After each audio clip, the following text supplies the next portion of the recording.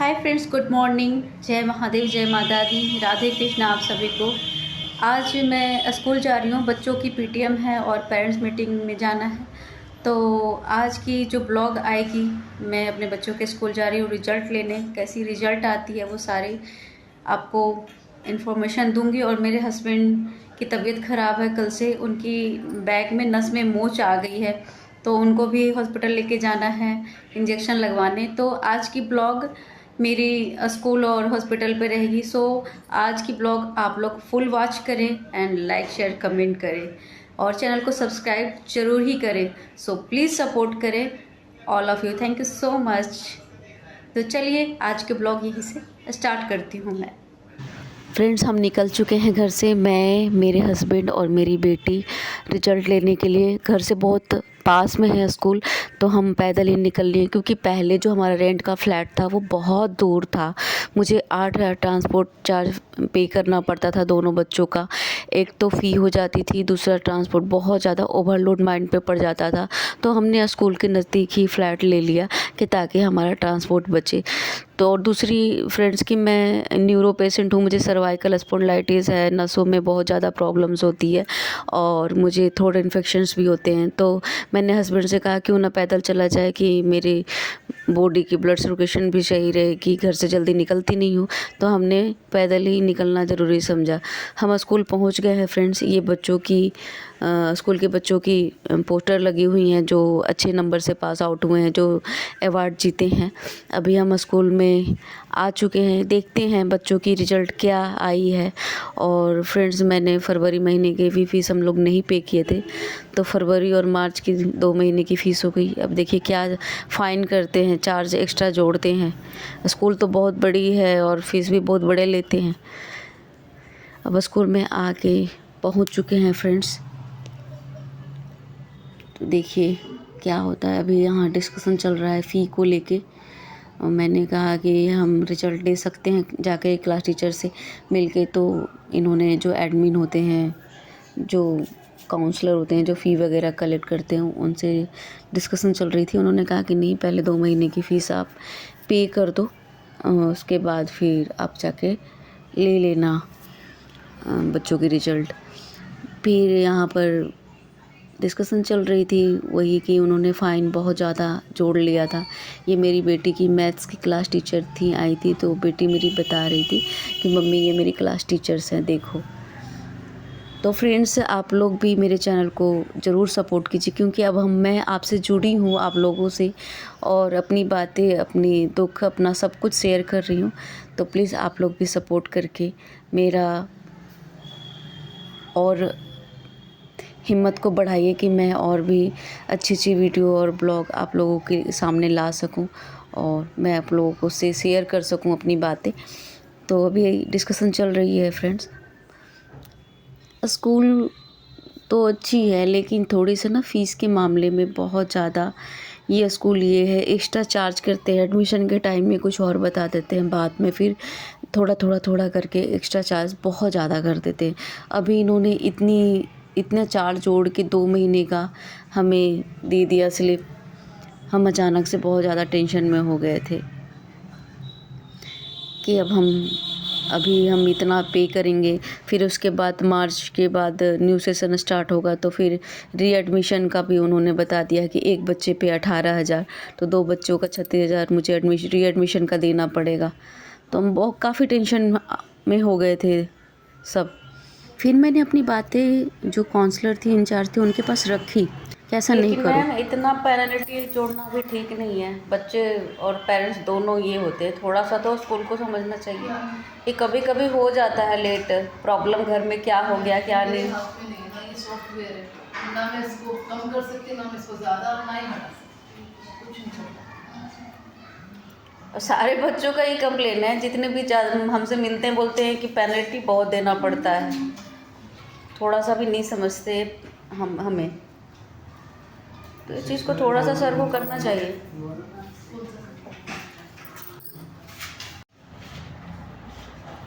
बहुत ज़्यादा पेनल्टी जोड़ रहे हैं, हद से ज़्यादा। मतलब 2 महीने की फीस पे करनी है। कितने महीने की है?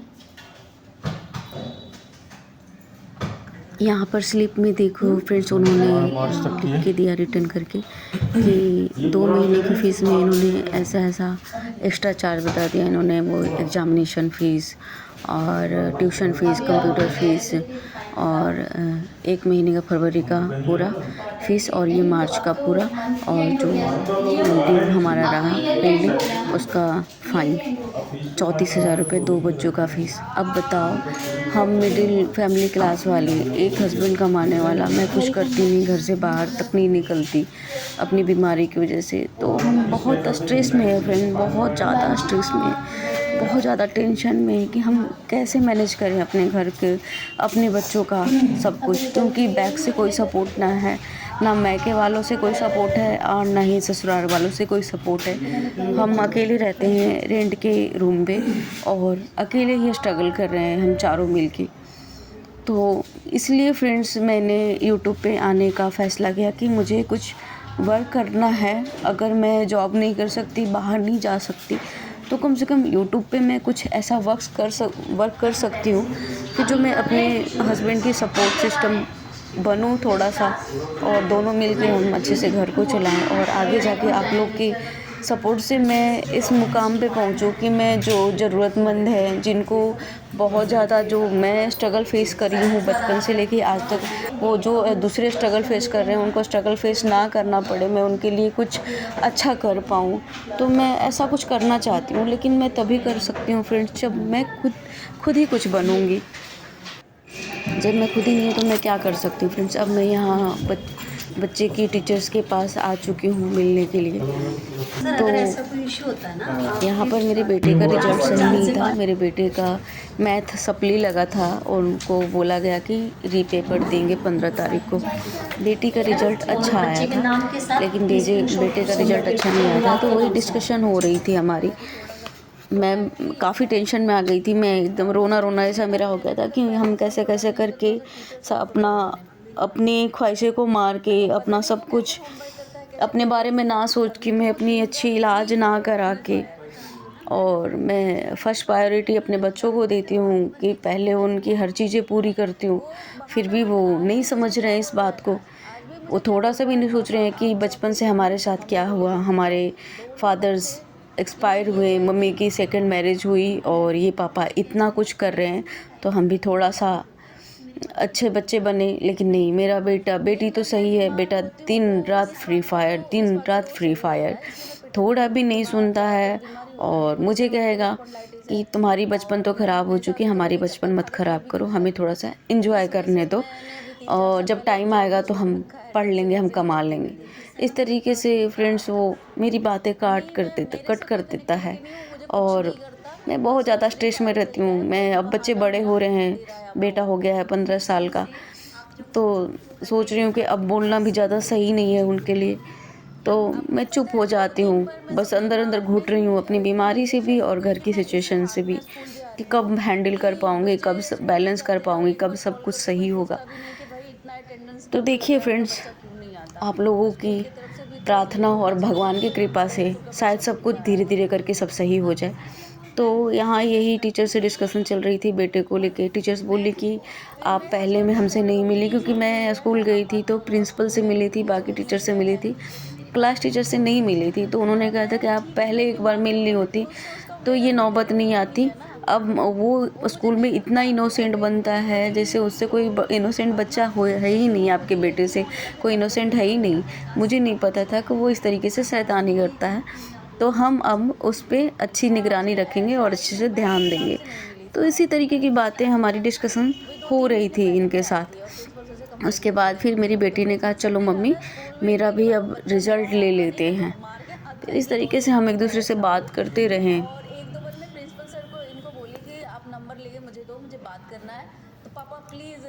फिर टीचर्स ने कहा कि बेटी आपकी अच्छी है पढ़ने में, तो एक बार KVS में ट्राई कीजिए, टेस्ट दिलवा के, हो सके वो टेस्ट निकाल ले तो उसकी लाइफ सेट हो जाएगी। वो टीचर्स हमें सजेस्ट कर रहे थे। तो उसके बाद फिर मैं बेटी के साथ चली गई आगे दूसरे उन बेटी के टीचर्स के पास उसकी रिज़ल्ट लेने के लिए। ये है मेरे बच्चों का स्कूल फ्रेंड्स, तो देखिए। ये स्कूल के प्रिंसिपल के कैबिन है जो सामने बैठे हुए हैं, और हम इधर क्लास के तरफ आ चुके हैं बेटी के। एक फ्लोर और ऊपर जाना था बेटी के क्लास में, तो अब फाइनली मैं बेटी के क्लास टीचर से मिलने वाली हूँ उसके रिज़ल्ट लेने के लिए। फ्रेंड्स, मेरी बेटी बहुत मेहनती है। मैं बीमार रहती हूँ और मेरे घर के काम भी बहुत करती है, सपोर्ट। ये सारा कुछ करने के बाद भी ये पढ़ाई में भी अच्छी है। मेरे पहले हस्बैंड के जाने के बाद मैंने कभी भी अपने बच्चों के लिए कोई कमी होने नहीं दी। फ्रेंड्स, बीच में कोरोना के टाइम में अप एंड डाउन्स आए थे। उसके बाद फिर देखिए, आप अच्छे स्कूल में पढ़ा रही हूँ, बड़े स्कूल में पढ़ा रही हूँ, लेकिन अब थोड़ी सी डगमगा रही हूँ फ्रेंड। इसलिए आप लोग से सपोर्ट चाहती हूँ कि आप लोग मेरे चैनल को जितना वॉच करेंगे, लाइक करेंगे, तो मुझे यूट्यूब से कुछ ना कुछ इंक्रीमेंट मिलेगा और आगे जाके मैं सक्सेस होकर कुछ कर पाऊँगी। अभी टीचर्स से बेटी की रिज़ल्ट लेने के लिए आ चुकी हूँ और टीचर्स ने खूब तारीफ़ किया मेरी बेटी को कि बहुत अच्छी बेटी है, आपकी मेहनती बेटी है, और भगवान करे आपकी बेटी बहुत आगे जाए। और अभी मैं स्कूल से बाहर निकल चुकी हूँ। फ्रेंड्स, मेरे हस्बैंड की तबीयत भी ख़राब है, उनकी मोच आ गई है, तो अब यहाँ से निकलने के बाद हॉस्पिटल की तरफ चलते हैं हम। अभी हॉस्पिटल भी नज़दीक ही है, तो हम पैदल ही निकल चुके हैं हॉस्पिटल के लिए। हस्बैंड धीरे धीरे फ़ोन पे बात करते हुए जा रहे हैं। साइड से कॉल आया था उनको, तो अपने वर्कर से बात कर रहे थे वो, तो हम पैदल ही जा रहे हैं। कोरोना के टाइम से फ्रेंड्स ना, मेरे हस्बैंड की सैलरी भी बहुत डाउन हो गई और अब हो नहीं पा रही है। मेहनत तो कर रहे हैं, प्राइवेट जॉब तो फ्रेंड्स प्राइवेट जॉब ही होता है, कब छूट जाए, कब दिक्कत आ जाए, कोई पता नहीं, डर डर के जीना होता है। तो बस इसलिए मैं कुछ करना चाहती हूँ फ्रेंड्स, और आप सभी की हेल्प की बहुत ज़रूरत है मुझे। सो प्लीज़ मुझे सपोर्ट कीजिए, प्लीज़ मेरे वीडियो को जितना हो सके बात कीजिए। अभी मैं फाइनली हॉस्पिटल पहुँच चुकी हूँ और हस्बैंड डॉक्टर से बात कर रहे हैं, वो बता रहे हैं। मैंने भी डॉक्टर को बताया कि सर, इनको फ़ीवर भी आया था और बहुत ज़्यादा पेन थी, पूरी रात सो नहीं पाए थे। मुझे डर लग रहा है कहीं इनको सर्वाइकल अटैक तो नहीं आया, क्योंकि फ्रेंड्स मुझे है ना, जिस तकलीफ़ से मैं जूझ रही हूँ तो मुझे बहुत डर लगता है। तो मैंने यहाँ डॉक्टर को बोला, तो डॉक्टर ने कहा नहीं, ऐसा कुछ नहीं है, नस थोड़ा सा दब गया है, तो हम इंजेक्शन दे देंगे तो वो सही हो जाएंगे। फिर हम अंदर जाके हस्बैंड को बैठे, उनको कोशिश की कि थोड़ी सी स्माइल ला पाऊँ फेस पे, क्योंकि बेटे का रिज़ल्ट अच्छा नहीं आया और फिर फीस भी हमने पे किया उतना फ़ाइन के साथ, तो इनका थोड़ा सा मुंह बना हुआ था, चेहरा उतर गया था, ऊपर से बीमार भी थे। तो मैं कोशिश कर रही थी कि इनको मैं थोड़ा सा इनके चेहरे पर स्माइल ले के आ पाऊँ, तो मैं इनका माइंड को डाइवर्ट कर रही थी, बात करके, हंस के, इनको थोड़ा सा पैम्पर करके, तो कि थोड़ा सा ये सही हो जाएं। क्योंकि फ्रेंड्स, पहले हस्बैंड खो चुकी हूँ, अब मेरे ये हस्बैंड हैं, इन्हीं पे सारा कुछ है, तो मैं इनको थोड़ा सा भी तकलीफ़ में नहीं देख पाती हूँ। इनको कोशिश करती हूँ कि जितना ये खुश रह सके, क्योंकि आज के डेट में बहुत कम ऐसे इंसान होते हैं फ्रेंड जो इतनी महंगाई में किसी का खर्चा उठाए, किसी का हाथ पकड़े और किसी का सहारा पकड़े। तो मेरे लिए बहुत बड़ी एहसान है इनका कि जो मेरे और मेरे बच्चों का ये पालन पोषण कर रहे हैं, अपना कर्म निभा रहे हैं। मेरे बच्चों के पिता ना होते हुए भी एक अच्छे पिता होने का फ़र्ज़ निभा रहे हैं, तो मैं बहुत प्राउड फील करती हूँ अपने हस्बैंड पे। और यहाँ पर इनको इंजेक्शन लग गई कि थोड़ा सा पेन इनका कम हो सके। फ्रेंड्स, मैं हर बात सोशल साइट पे शेयर नहीं कर सकते, कुछ घर की मजबूरियाँ होती हैं, तो मैं नहीं बता पाती हूँ अपनी हर बात यहाँ पर। लेकिन आज मैं कुछ बातें आप लोगों से शेयर की हूँ, तो प्लीज़ आप लोग भी मुझे समझिए और सपोर्ट कीजिए, तो बहुत हेल्प हो जाएगी मेरी। यहाँ पर थोड़ा सा हस्बैंड खुश हुए, मैंने इनको हंसाने की कोशिश की थी, तो मुझे अच्छा लगा जब ये खुश हुए। तो बोल रहे थे कि यहाँ बहुत दर्द दे रहा है मुझे, फिर मैंने उनको मसल दिया जहाँ इंजेक्शन लगी थी। मुझे भी सांस लेने में भी प्रॉब्लम होती है फ्रेंड्स, तो मैं विक्स इनहेलर साथ में लेके चलती हूँ।